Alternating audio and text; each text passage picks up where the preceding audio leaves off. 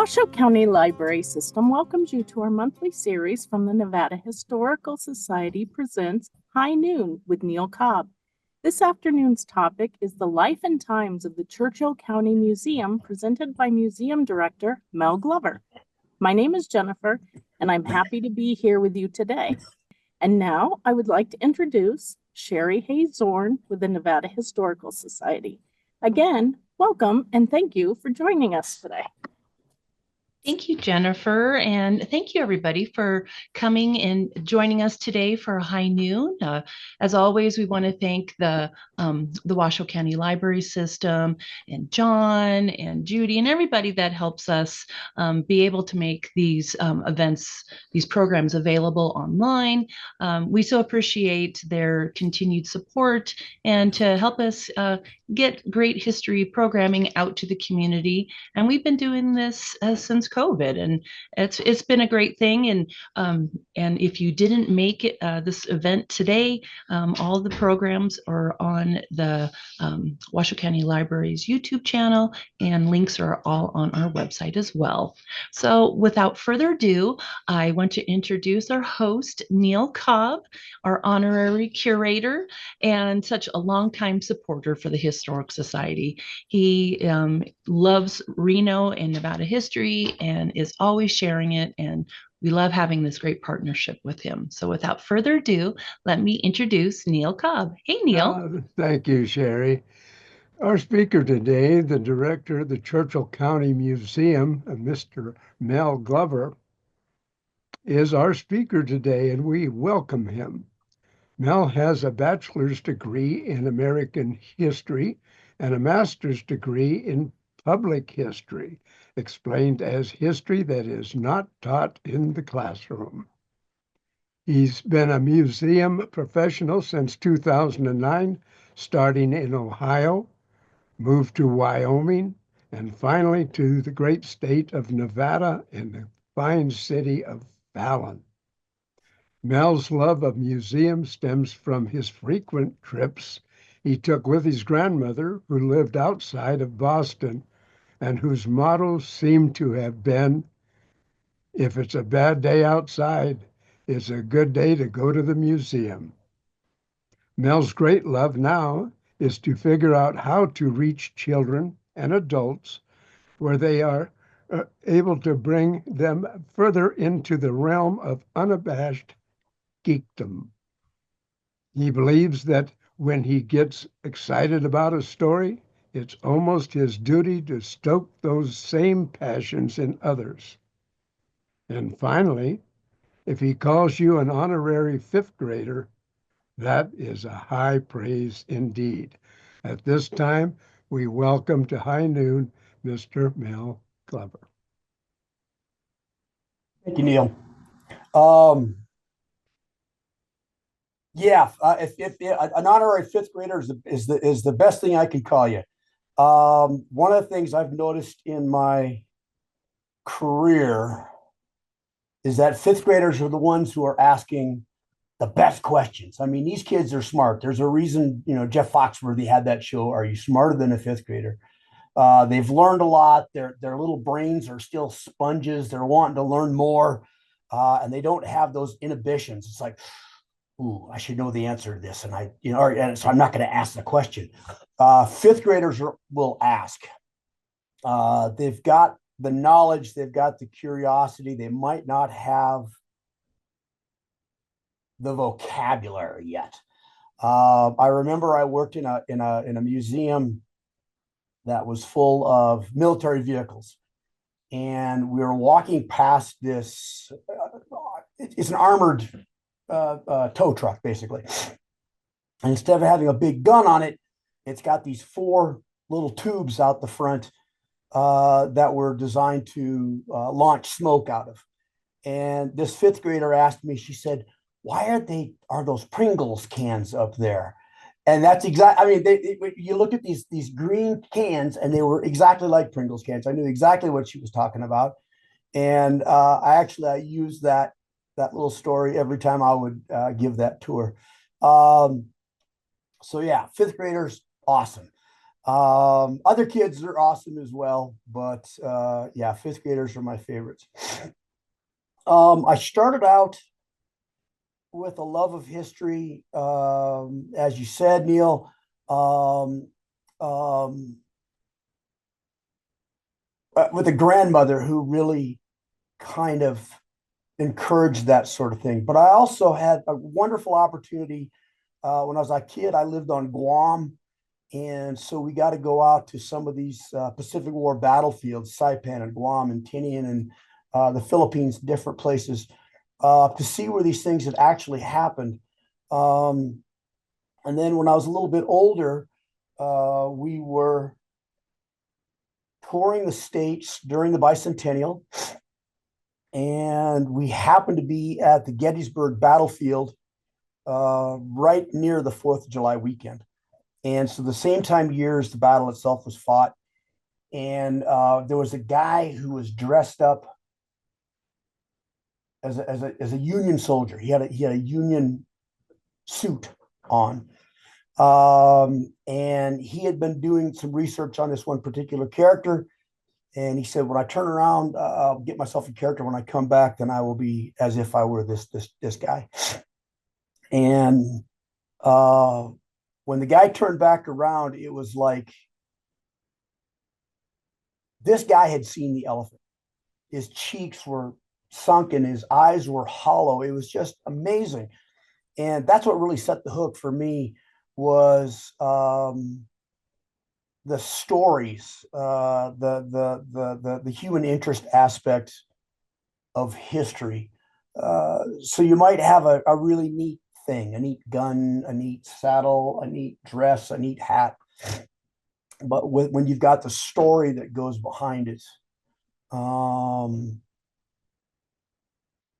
that is so much more valuable. Not necessarily valuable monetarily, financially, but more valuable as a story.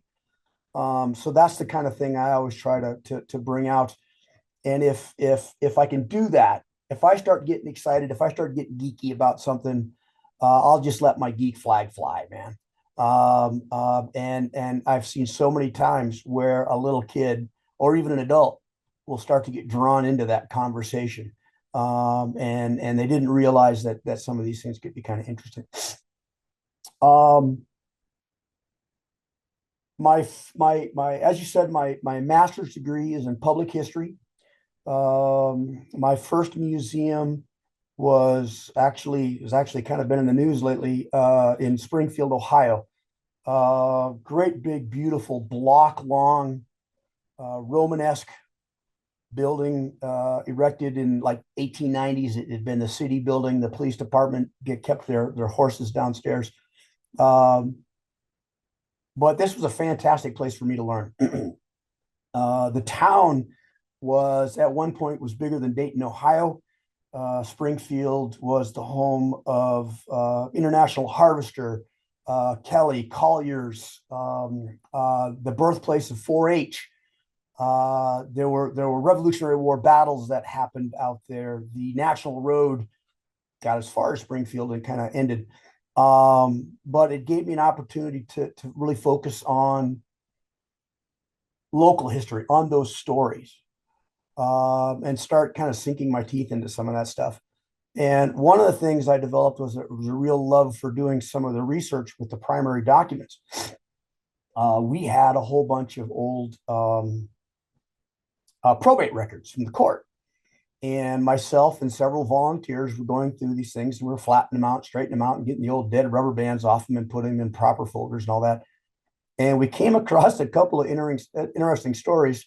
One was there was a father-son team that kept showing up as chicken thieves. Excuse me. One of the ladies, one of our volunteers, found out that her grandfather had run a brothel in town. There was one we came across where it was a murder-suicide pact, but the two daughters were spared. And then all of a sudden we stopped everything. We had to find out what happened to these daughters. Did they, and come to find out they did okay, about as well as you can expect in that situation, but they both grew up and they both had families of their own. But it's stories like that that I find just fascinating. I moved on from there. I was out in eastern Wyoming, and eastern Wyoming is an awful lot like Nevada. It's Old West, Wild West, um, um, cavalry and cowboys and Indians and settlers and snake oil salesmen and anything you could think, Pony Express, all that kind of stuff. And what I loved about that part of Wyoming was I met a guy whose grandfather used to deliver ice to Calamity Jane when she was in Belfouche, South Dakota. And every time you would deliver ice to her, she would give him a nickel. I met a guy whose grandfather had known Butch Cassidy. And I loved the fact that this part of the world, the history was so close. So it was you could reach out and touch it. And I thought that was just fantastic. So when I move out here, I get the same sort of thing. History is approachable here, and I think that's just absolutely wonderful. And then of course we got all sorts of weird little stories going on out here. You probably are familiar with Red Wood. He was the last person to be lynched in the state of Nevada. 1905. He was, if you don't know the story, he was a ne'er-do-well who lost a couple of business partners. They just died under mysterious circumstances, and people would just disappear around him and things. So the town of Hazen, which was starting to boom at the time, they were tired of putting up with his shenanigans. He got nabbed. Got nabbed for he was trying to hold up some folks out on the road, and so the town was tired of it. They'd had enough. And the shorter version of the story is they hanged him from a telephone pole. What not a lot of people know, you guys probably do, but they hanged him, they brought him down, they buried him, and a guy, a newspaper reporter came out and wanted to get a photograph. And they said, well, that train already left the station. But he begged and he pleaded, and he talked them into it. And they got another rope and they hung him a second time, so that any pictures you see of Red Wood hanging from that telephone pole that was purely staged. And things like that, I think, are kind of fascinating. The museum itself, we'll get back to what I'm kind of supposed to be talking about here. The museum itself is to talk about things like you're seeing right now on the screen. So those are hearts of gold cantaloupe.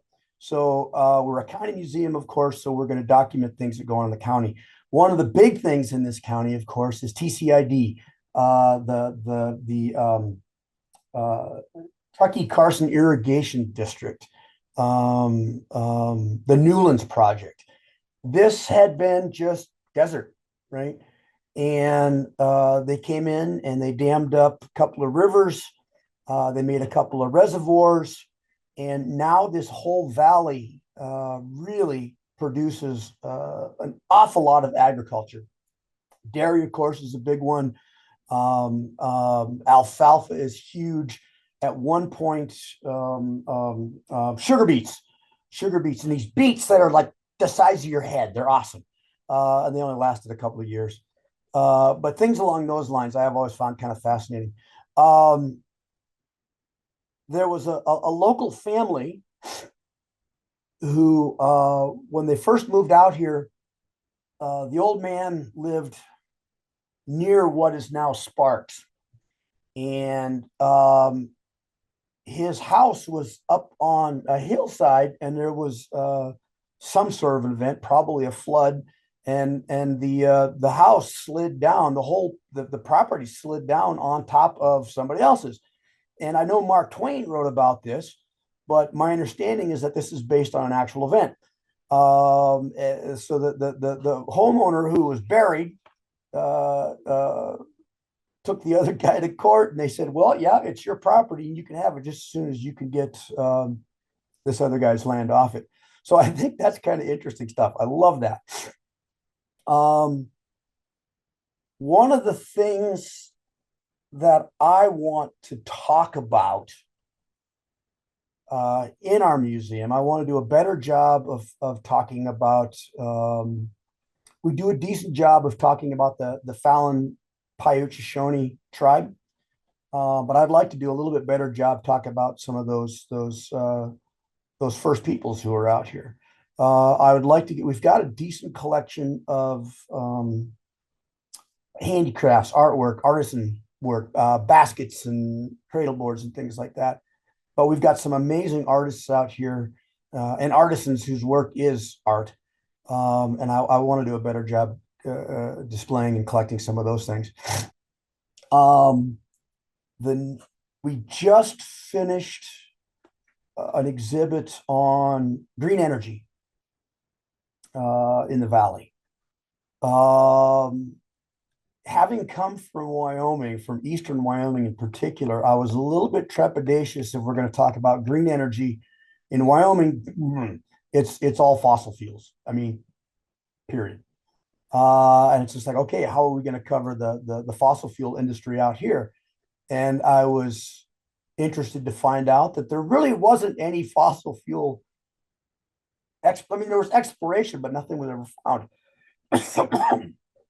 No coal, no oil. And at some point in this slideshow, there will be oil derricks. And one of my favorites is a picture of this tower, this oil derrick, and there's steam shooting out of it. Yeah, they were digging for oil, but all they found was steam. Geothermal is huge in this area. It always has been.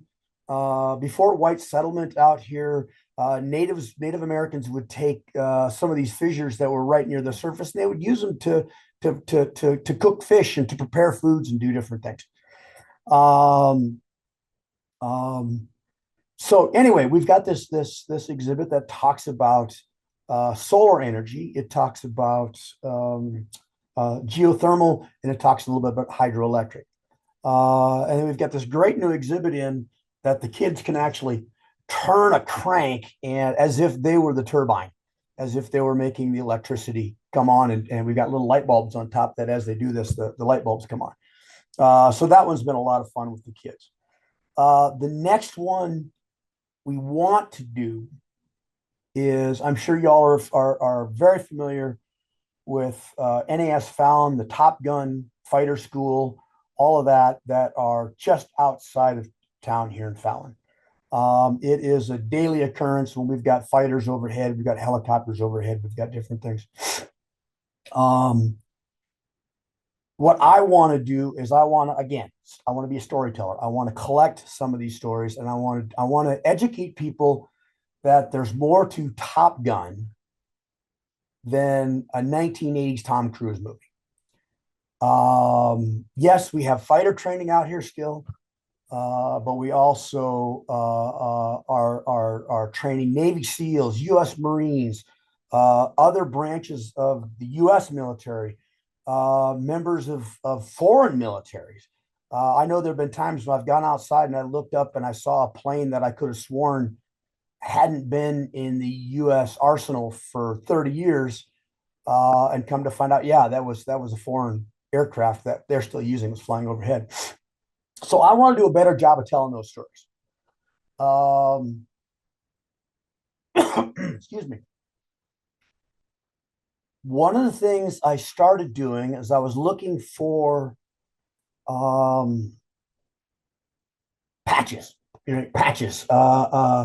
You've got morale patches, you got unit patches, you got things that say U.S. Navy, and you got things that have the guy's last name or whatnot. I'm not interested in those so much, but I am interested in the patches because I want the stories behind them. A lot of times a unit will produce what they call a morale patch that will just last to commemorate one deployment or one training exercise or something along those lines. You used to see them all the time when I was stationed when I worked down in Antarctica. But I want to get those. But the other thing I want to get is I want to get call signs. I want to get call sign, just the nicknames that these aviators give each other and give themselves. I want to get the call sign, but then I also want to get the story behind the call sign, right? And you talk to these guys, and it's just like, oh yeah, that'd be great. And you say, well, what's the story behind it? And it's like, oh no, I can't tell you that. And very often the call sign is derived from some blackout drunk weekend right before graduation or right after graduation. And you don't want that to necessarily be public, and that's fine. I understand it. There are a lot of call signs that were not politically correct by any stretch, but there's a number of call signs that are just clever. They're just funny. The actor Ewan McGregor, he played the young Obi-Wan Kenobi.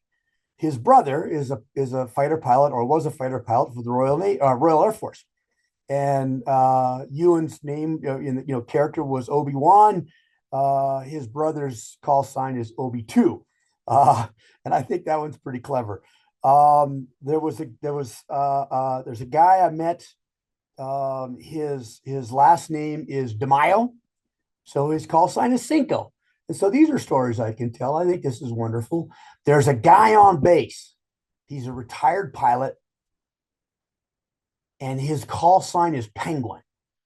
And I want to know how it is that a naval aviator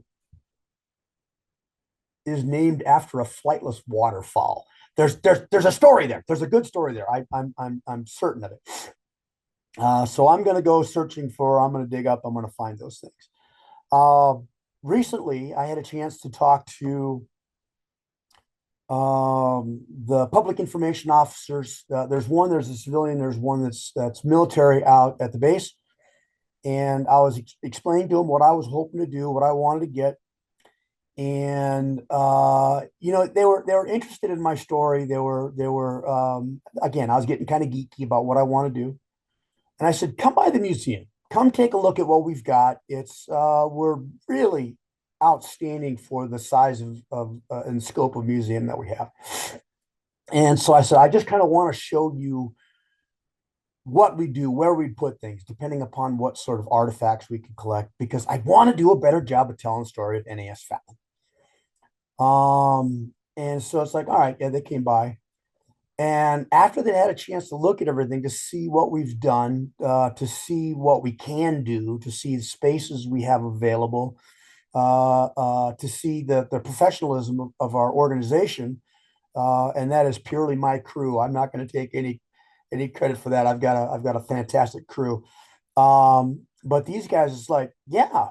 And they started coming up with ideas themselves about things that we might be able to lay our hands on. And so Darren said, could you use an ejection seat? And I'm thinking, yes, I would love to have an ejection seat. That would be fantastic. He said, what about a tail fin off an F-16? It's like, that would be fantastic. That'd be so cool. So so I start geeking out more. They start geeking out. And I think it's just it's a positive reinforcement thing from both sides. So that's the one. By this time next year, knocking on wood, by this time next year, we should have something up and running with the Navy base.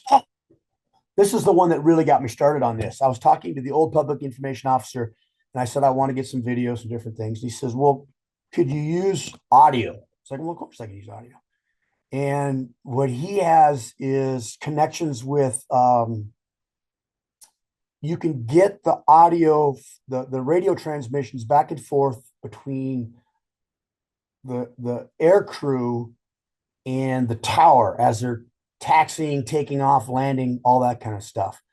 And I thought, man, that would be amazing. So if you hear, we got a little speaker here. If you hear someone talking, that's happening right now.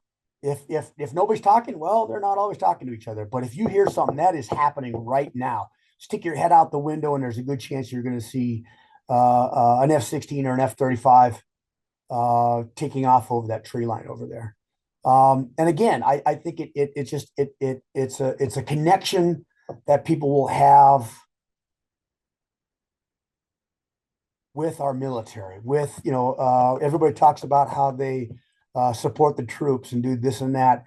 And I think if you've had an opportunity like that to actually see what the troops are doing, hear what the troops are doing, it's one more connection. It's one more little bond that I think would go a long way. As a military veteran myself, as an Army veteran,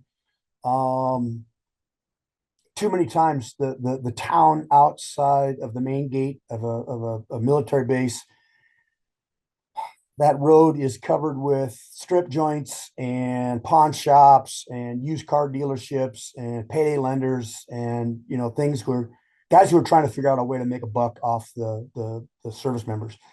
We don't have that here. We don't have that here in Fallon. We've got a fantastic connection between us and the military folks. And I just want to, if we can strengthen it up even a little bit more, I'm all for it. I'm all for it. So somewhere in this slideshow, there might be an image of what our museum initially looked like. Yeah, Sheriff, if you can find it, that'd be great. But it used to be a Safeway building. The Safeway was built in 1958. Safeway decided to move closer downtown, down closer to where the main drags were. And so the building that we're in right now was standing open. The shorter version of the story is there were a couple of folks. There it is. There's that god awful ugly building. That was from, I think, what, Sherry, did you say from 1974 or something like that? But yes, it's from 1974. Yeah. Yep. So we've built on it. We've expanded it. So yeah, in 1968, the museum moved in. And as I say, we've built on it, we've expanded it, we've done some different things.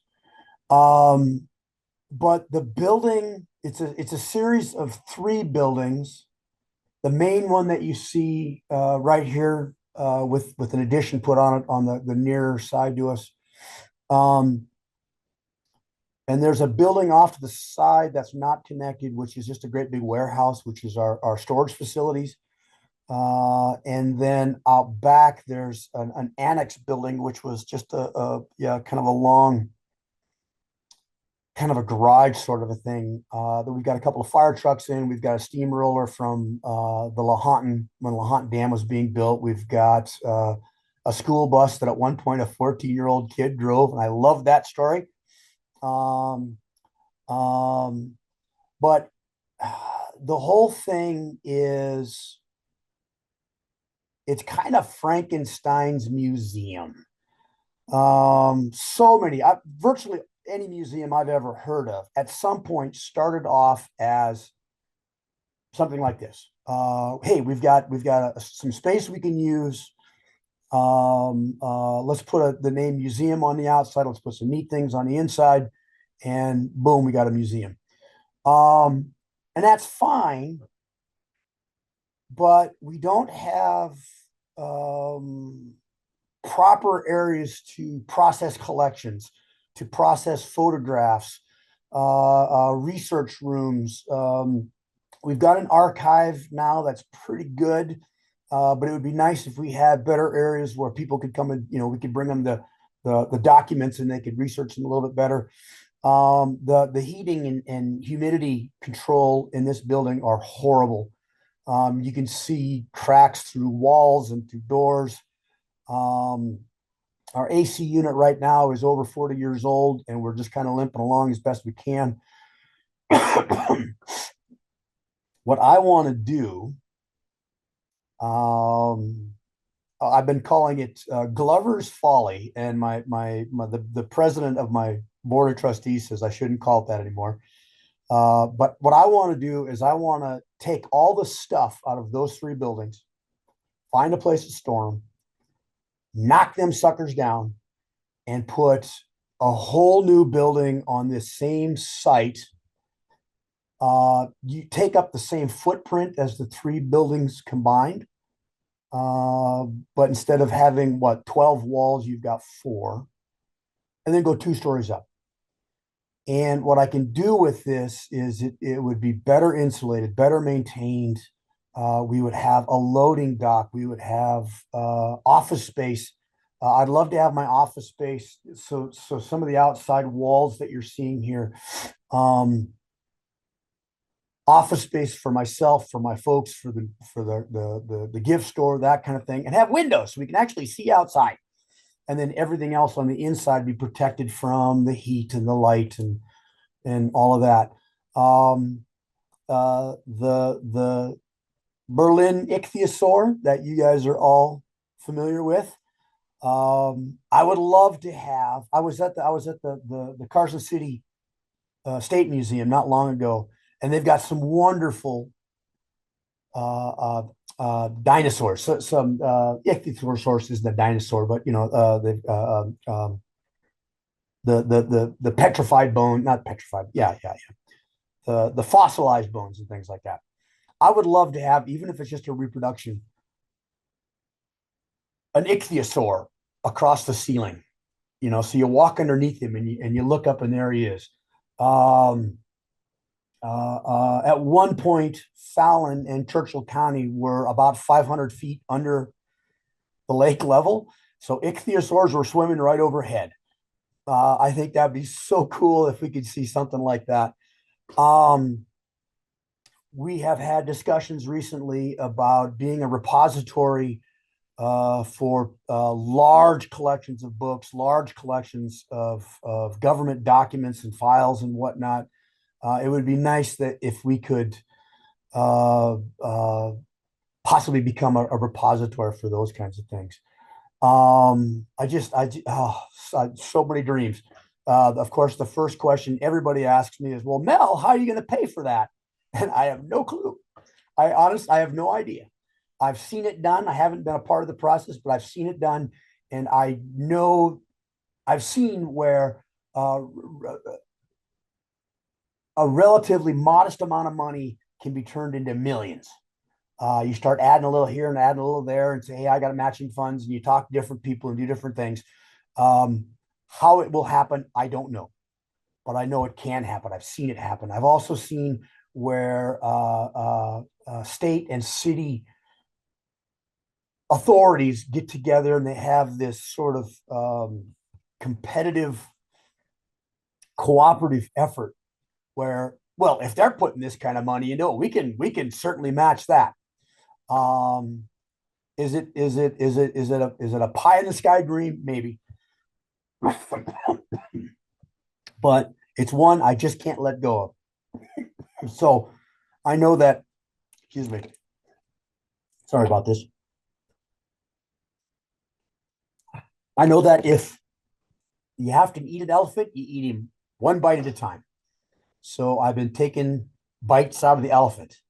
And one day, man, oh man, I would love to have a genuine, bona fide, built from the ground up by engineers and architects and different people who know what a museum should be, how it should be. We've all worked in kitchens that were not designed by cooks. And how are you supposed to get anything done in this dinky little kitchen with not enough electrical plugs, and the cabinets are way over there? Door in the refrigerator opens the wrong way. So I think it'd be quite a treat if we could have a little bona fide museum like this. And one of the things is Fallon's growing. Fallon's growing considerably. We've got the new Raptor 3C Center. The Navy base is set to expand. We could use some help with infrastructure, with roads and motels and things like that. But I think having nicer things like that for people to stop at. We constantly get compliments about, hey, this is bigger on the inside than we thought, or folks coming down following the Pony Express Trail, following the Lincoln Highway. Just so if we could have one more draw to the area, I'd be extremely proud of that. So yeah, we started off as Frankenstein's Museum. We are currently doing great with the people we've got. We've got some facilities issues and some logistics issues in the buildings themselves. But I got big crazy dreams for down the road. If you guys have any questions at all, I always tell my fifth graders, this is the best way to become an honorary fifth graders is ask me questions. So if there are any questions, that would be great. Or I could just keep nattering on. I'll get a drink of water though. Hello. I don't see any questions at the moment, but when you interviewed for the job for the director at the Churchill County Museum, did you already have some of these ideas, or has it just been as time is, being in the position, you've kind of like, oh, we need to work on this or sometimes people are like, oh, I already kind of have a vision, what we could try to work towards. I was just curious. Right. The smart aleck answer, of course, is yes. So when I first applied for the job out here, and that's the reason I'm here, is this gig. Honestly, I was a little trepidatious about moving to the middle of Nevada desert. I'm more of a mountains kind of guy, but I've also been someone who I'll plant my roots where, I'll put down roots where I'm planted. So the first thing I started doing is looking into what's in the area. And I became fascinated with the idea of the Great Basin and the 40-mile desert. And so before I'd even had my first interview, I had ideas, and I checked out the website and some different things. And I thought, wouldn't it be cool if we've got tarantulas that migrate through, we've got scorpions sometimes in my backyard, we've got collared lizards, we've got gopher snakes, we've got all sorts of stuff. Wouldn't it be cool if we could figure out a way excuse me, to have some live animals? And there's a whole set of logistics that go with that, right? You got to keep them alive, you got to keep them happy, you got to keep them, healthy, you got, and I mean, ethically, you have to do these things. But if you could do that, I guarantee that would be a draw. The little kids would come in and they'd stop there and they wouldn't go any further. And there'd be people just like, ooh, but it would be a neat draw. So that was one of the things, that was an idea I had. I was curious to find out. I knew that Mark Twain came through this area briefly. I knew that the 40-mile desert was, with the immigrant trails, the various trails that came out, was one of the most lethal areas of all of the Oregon, California trails. Just horrendous. I knew a little bit about the Native American history and culture and some of those sorts of things. But when it came right down to it, the biggest thing is I kind of wanted to see what I had, see where we stood. So I've never been one to come marching in and there's a new sheriff in town, it's my way. I would never do that. So I had a few ideas, very rough. But when I got here and I went through the interview process, the very first thing that struck me was when I pulled up on the south side of the building, there were a couple of great big murals painted out there. And that had been something that I'd wanted to do ever since I was in Douglas, Wyoming. There's this great big wall, this wonderful canvas. Can we somehow get school kids and members of the public in to do something like that? And they'd already started it. And I thought, oh, that's fantastic. So coming into the building, right to the left side of the main entrance is a mosaic mural that is probably, I don't know, 8 feet tall by 20 feet wide. I should know. But it's all busted pieces of glass and polished stone. And this was all done back in 1976. And it was school kids. There was a couple of artists who kind of helped them out, but school kids designed it, school kids created it. And I get people to this day who are, my age, and they'll point and they'll say, "You see that little part right up there? I put that in there." And it's just, and they'll bring their kids and their grandkids. And so I thought, wow, this town has a great connection with its past. I thought that was fantastic. So when I first started doing my my tour of the building itself, I was really impressed with the knowledge of the crew, the folks that were already working here, their level of professionalism, and the technology that one of the previous directors, Dan Ingram, had purchased. So great big plotter printers. We do our own posters and we do our own. We put things on walls. We've got we've got the infrastructure to create so much of our own stuff. So having the equipment, having the people who are interested in doing it, and the fact that everybody gets along. Sherry, we've all worked in places where, let's just say, it's not necessarily the warmest environment. And we don't all go out and hang out after work. We don't do that kind of thing. But at work, there was already it was professional but relaxed atmosphere.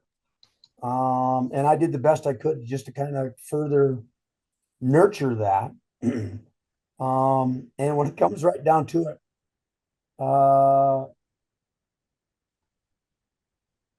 I let my crew make me look good.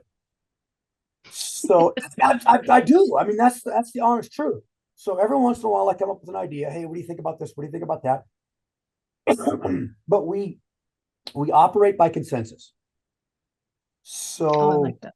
And there's certain things. But everybody pretty well checks their ego at the door.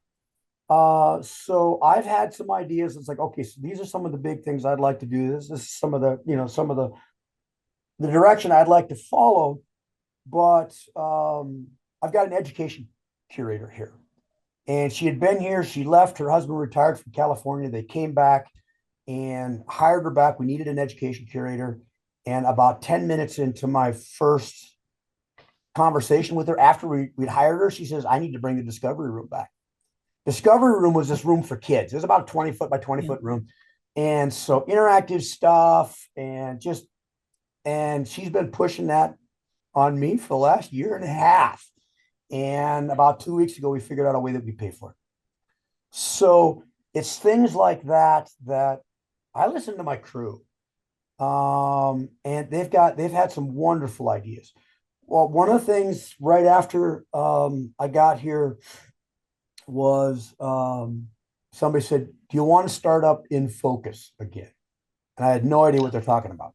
So In Focus, for those who don't, it's about a 1/4-inch thick brochure booklet, 100 pages, 120 pages of just local history gathered by local historians and photographers and different things. And every year we produce one. And if you're a member, you get a copy for free. If you're not a member, you can buy one. And they said, "Do you want to bring In Focus back?" And I said, "I don't know. Show me what you got." And it's just, I fell in love with that thing within about 10 minutes. And so we're redoing In Focus. Yep. And that was because Donna Cassette said, "What do you want to do with this thing?" Again, going back to my education curator, she and a local drama teacher started a Chautauqua program. So Oh, yeah, we've got one yeah. where we've got Glenn. school kids where we dress them up, period people. They do research based on biographical information we have in our archives. And if they do some secondary research, they can too. Um, and they do a little 10-minute presentation as if they were whomever. Can you tell us the hours of the museum too? So Yes, I can. Well, let me just finish because yeah, so we went from absolutely. the kids Chautauqua program to the adult Chautauqua program, and we sold out the local Fallon Theater. So it's just going gangbusters. And again, this was stuff that my crew said, "Hey, what you want to do this?" And it's just like if nothing else, I'm smart enough to see a good idea and trust my folks, and we'll go from there. So the hours of the museum, excuse me. We are closed on Mondays. We're open every other day of the week. Sundays we're open 10 till 3. The other days we're open 10 till 4. But in the summer hours we're open an hour longer, but we close a little bit earlier in the spring or in the winter. Another thing that we do out here is which very, very popular, and this has been going on since well before I started. We have caves, our tours of Hidden Cave, Hidden Cave. which Yeah. is a site that at one point had been completely submerged under Lake Lahontan, ancient Lake Lahontan. You can tell because there's freshwater coral tufa. And then as the water's drained away, there's fantastic signs of human habitation in there. It's a wonderful geologic, archaeological, historic site. And typically twice a month, we meet here at the museum. There's a little 20-minute movie we provide that gives you a lot of the basic information. And then people go out and they tour the site. If anyone's interested in doing that, it's free. We would say contact or you call us or check out our website. It's typically the second and fourth Saturday of any given month, but like we got Christmas coming up, so we're not doing it this week. And but before you drive down from Reno or wherever, check to make sure that it's open. But that is a fantastic, neat opportunity as well. It is. I was saying, and see, I worked at the Churchill County Museum almost 5 years. And I was telling you about that, and the changes and the additions that you guys have done over time, and the video that was created, updated a few years ago is wonderful that you guys have that you show beforehand. Now, I can't remember who you guys work in partnership. Is it with This BLM, one, with the Faith, film or was produced in partnership with us, BLM, UNR. There's one other. I think Bureau of Reclamation. I think. okay. Um, the tours out there are are run by the Bureau of Land Management. Thank And you. then we are just we're the site where everybody meets and parks. And we show the little video first. And if anybody's interested, they can go to our website and they can check it out there for free too. It's a very well produced documentary. Yeah, it really is. So, um, Neal, did you have a question or something you wanted to ask or comment on? Well, I wanted to comment. I've done 4 or 5 different programs out there, and it's always interesting to talk to staff and get the background. And I always thought the story of the need for a museum there. And the story I got was in 1964, everybody was celebrating the centennial for the state of Nevada. All of the commercial stores put all kinds of treasures in the windows for display that represented Fallon's history, whether it was the agricultural part or whatever.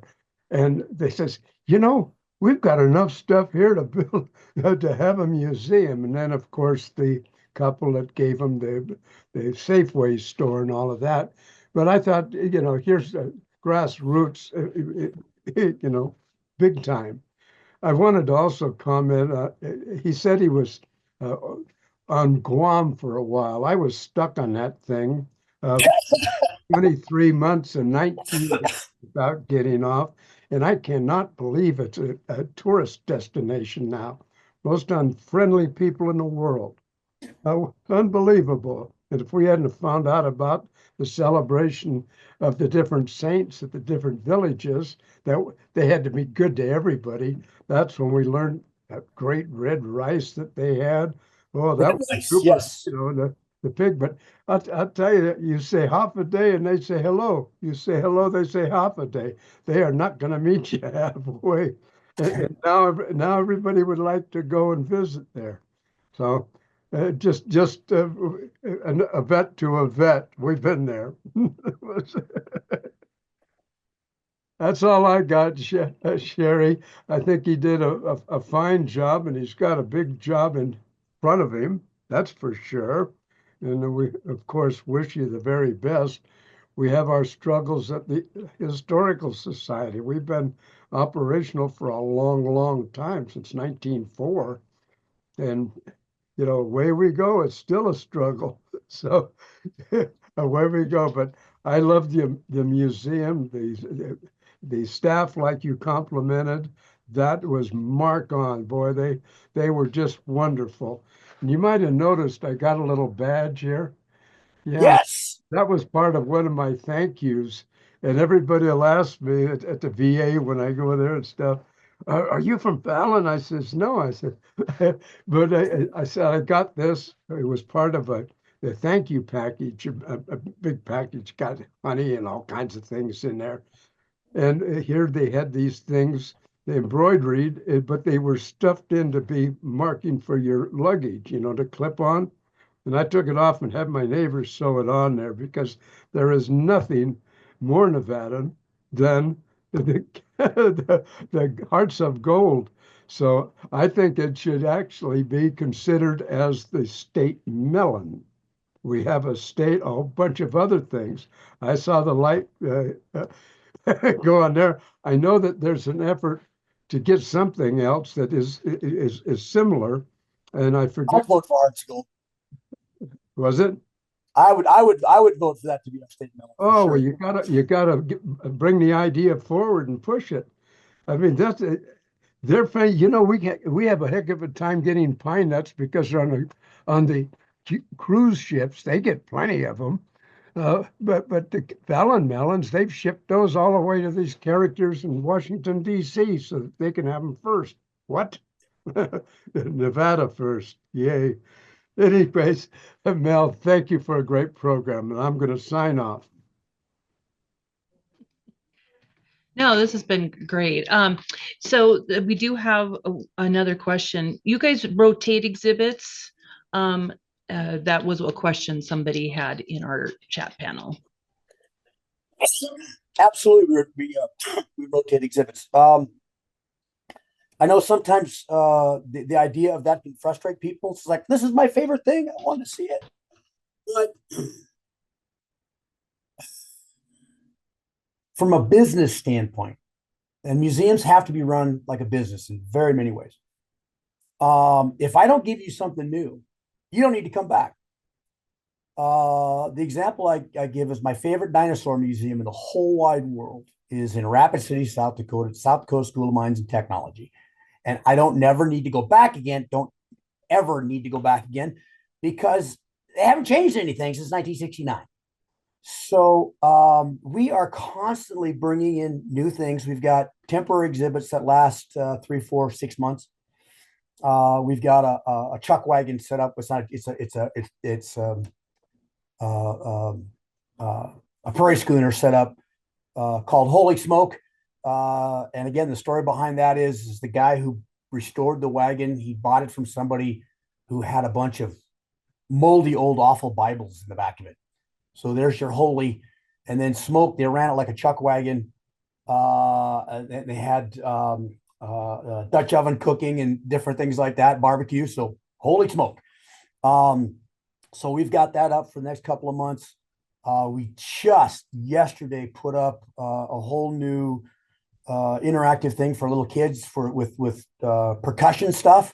So I'm going to be hearing drums and bongos and xylophones and things like that. But that's okay. It's fun. I'll be hitting the gong myself from time to time.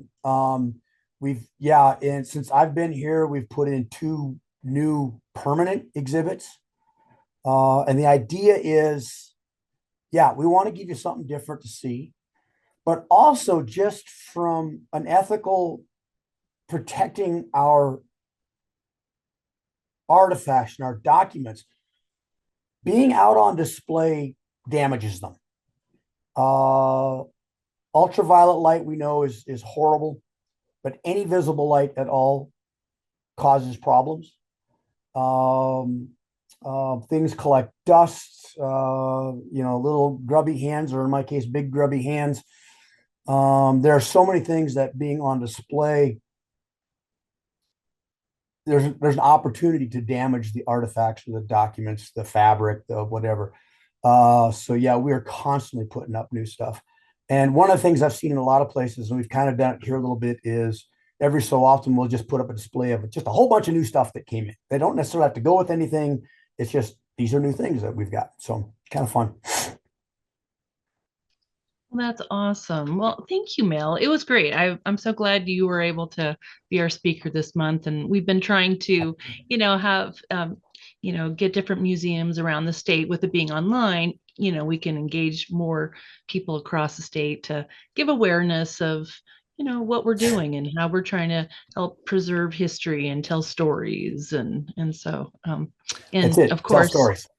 Exactly. And, Churchill County was my first museum before I moved here at the Historical Society. So it's always been, I have a soft spot for it. So it's very cool. So we're so happy that you were here today and telling stories. But, like Neal said, and Neal and Mel as well, that it's a great place. So, if you've got a chance, go take a look at their website and make a day of it, pop out to Fallon and do some exploring. So, all right. So I want to thank you, Mel, and I'll throw it back to Jennifer and with the Washoe County Libraries. And thank you as always for letting us be able to share history on different topics and share really fascinating people, just, everyday people and historians tell interesting stories for the state. So I'll send it back to you, Jennifer. Thanks. Okay. Thank you.